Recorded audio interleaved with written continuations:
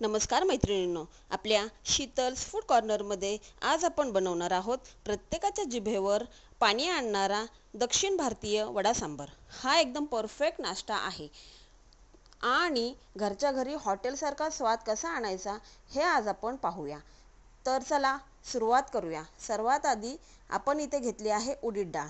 आपण 4 ते 5 तास पाण्यात भिजवून ठेवली आहे। एवढ्या वेळ भिजवल्याने वडे खूप मऊसर आणि फ्लफी होतात।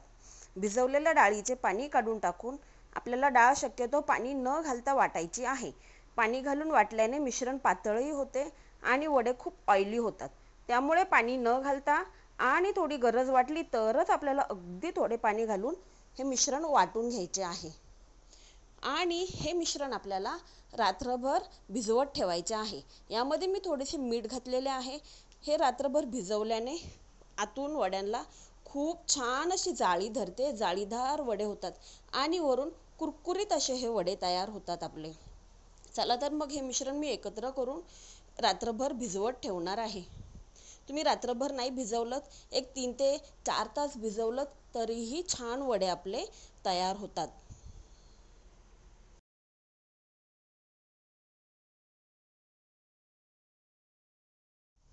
आपण आता इथे सांबाराची तयारी करूया। मी इथे थोडीशी तूर डाळ घेतलेली आहे, मूग डाळ, मसूर डाळ घेतलेली आहे।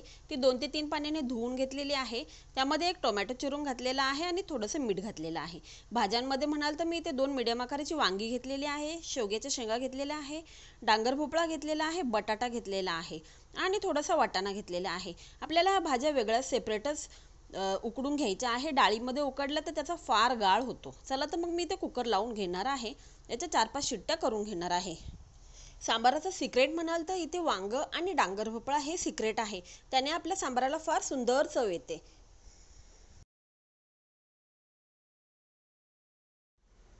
पाहू शकता आपलं मिश्रणही छान भिजलेलं आहे। मी रात्रभर इथे ठेवलं होतं। छान आपलं मिश्रण तयार झालेलं आहे। आता मी यामध्ये थोड्याशा भाज्या ॲड करणार आहे। मी बारीक चिरून कांदा घेतलेला आहे, थोडीशी शिमला मिरची घेतलेली आहे, थोडंसं गाजर घेतलेलं आहे, भरपूर सारी कोथिंबीर घेतलेली आहे। ती मी यामध्ये मिक्स करून ठेवणार आहे। याने वडे दिसायलाही सुंदर दिसतात आणि चवीलाही अप्रतिम लागतात। हे छान मिश्रण मिक्स करून घेऊया आणि बाजूला ठेवून देऊया। तोपर्यंत आपल्या 4-5 शिट्ट्या झालेल्या आहेत कुकरच्या। आपण सांबाराची तयारी करायला घेऊया। कढईमध्ये मी तेल तापत ठेवलेलं होतं। पाहू शकता आपल्या भाज्याही छान तयार झालेल्या आहेत। शक्यतो भाज्या ह्या सेपरेटच आपल्याला उकडून घ्यायच्या आहेत। डाळीमध्ये उकडलात तर त्याचा एकदम गाळ होतो। त्या भाज्या अशा दिसायलाही छान दिसत नाहीत। जिरी मोहरी टाकलेली आहे। जिरी मोहरी छान तडतडली की आपण यामध्ये घालूया कढीपत्ता, हिंग थोडंसं घालणार आहोत।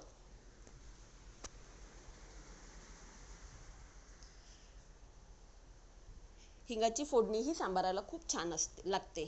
आता घालणार आहात कढीपत्ता। कढीपत्ताही छान परतला की त्यामध्ये मी घालणार आहे ठेचून घेतलेलं लसूण आणि किसून घेतलेलं थोडंसं आलं। तुम्ही वाटूनही घालू शकता, परंतु मी इथे ठेचूनच घेतलेलं आहे।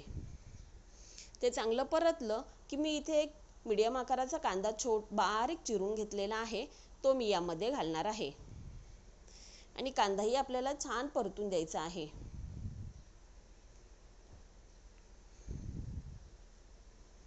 एकदम छान असं साऊथ इंडियन स्टाईलमध्ये आपला हा सांबर आणि हे वडे आपले खूप चवीला सुंदर असे भन्नाट असे तयार होतात। माझ्या रेसिपीज आवडत असतील तर नक्की लाईक करा, शेअर करा आणि हो, कमेंट करायला विसरू नका। आता मी यामध्ये बेडगी मिरची पावडर घेतलेली आहे एव्हरेस्टची आणि इथे मी आचीचा सांबर मसाला घेतलेला आहे। आचीचा सांबर मसाला हा खूप छान लागतो।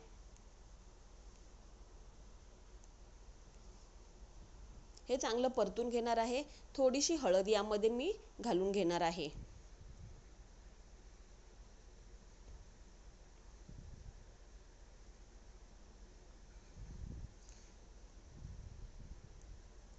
हे मिश्रण चांगलं परतलं, आपले मसाले छान परतले की त्यामध्ये मी आधी भाज्या घालून घेणार आहे, उकडलेल्या भाज्या। भाज्यांनाही मसाल्याचं मिश्रण छान कोटिंग झालं, छान परतून झालं की मग त्यामध्ये आपण घालणार आहोत उकडून घेतलेली त्या मिक्स डाळी. ते छान अशी घोटून घ्यायची आहे. मग आपल्याला यामध्ये ॲड करायची आहे. आता मी यामध्ये डाळ घालून घेणार आहे आणि गरजेनुसार जसं तुम्हाला लागतं जास्त पातळ किंवा घट्ट किंवा मीडियम त्यानुसार मग यामध्ये तुम्ही पाणी ॲड करू शकता. सांबर मसाला जो आचीचा सांबर मसाला आहे त्याने आपल्या सांबारालाही फार सुंदर असा कलर येतो. चवीला तर अप्रतिम लागतोच, परंतु कलरही फार सुंदर येतो. आता मी यामध्ये थोडंसं अजून पाणी ॲड करणार आहे आणि उकळू देणार आहे. आणि मी चिंच आणि गूळ एकत्र भिजवत ठेवलेली होती. हा कोळ मी नंतर थोडीशी एक उकळी आल्यानंतर मग घालणार आहे. कोथिंबीर घालून घेऊया आणि बाजूला मी उकळत ठेवते. आता हे मिश्रण आपण काय करणार आहोत, वडा कसा करायचा तर आपण थोडासा हात पाण्यामध्ये भिजवायचा आणि मग वड्याचा थोडासा गोळा हातावर घ्यायचा, त्याला मध्ये अंगठ्याने असं छोटंसं छिद्र पाडायचं आणि मग ते सहज कढईमध्ये सोडले जातात.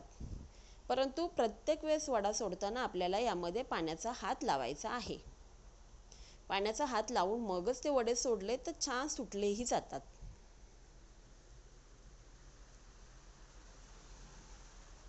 मी ते ऑलरेडी कढई तापत ठेवलेली होती. तेल तापलं की मग त्यामध्ये मी असे एक एक करून वडे सोडून घेणार आहे. आणि हो, तेल जर छान गरम आपलं झालेलं असेल तर वडे आपोआप खालून सोनेरी रंगावर तळले गेले की ते आपोआप वरती फुलून येतात. अशा प्रकारे मी इथे 2 ते 3 वडे सोडून घेणार आहे.